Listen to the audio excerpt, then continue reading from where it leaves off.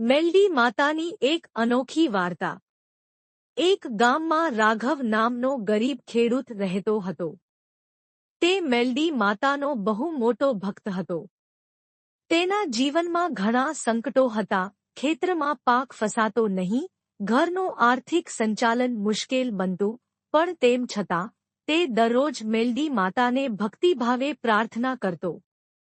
એક રાત્રે અચાનક એક અજાણી સ્ત્રી રાઘવના સપનામાં આવી અને કહ્યું, તારા ખેતરમાં એક અમૂલ્ય ખજાનો છે, જે તારે જ શોધવો છે। રાઘવ જાગ્યો અને સમજ્યું કે એ મેલડી માતાનું સંકેત છે। બીજા જ દિવસે તેણે પોતાના ખેતરમાં ખોદવાનું શરૂ કર્યું। ઘણા કલાકો પછી તેને એક મોટું પીથલું મળ્યું। તે ખોલ્યું તો અંદર ધનસંપત્તિ અને સોનાના મોર મળ્યા। પણ અહીં એક અજબી ઘટના બની। રાઘવે ખુશ થઈને મેલડી માતાના મંદિરે જઈ તેમની પ્રાર્થના કરી। ત્યાં એક વૃદ્ધ સાધુ આવ્યા અને કહ્યું, આ ખજાનો ફક્ત તારા માટે નથી, તારે આનો સદુપયોગ કરવો પડશે।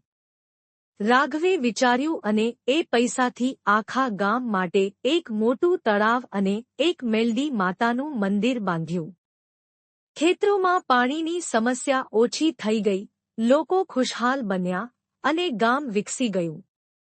એક દિવસ રાત્રે ફરી મેલડી માતા તેના સપનામાં આવી અને હસતા કહ્યું, સાચા ભક્ત તે જ હોય, જે ખજાનાને પોતાનું ન માની આખા સમાજ માટે વાપરે।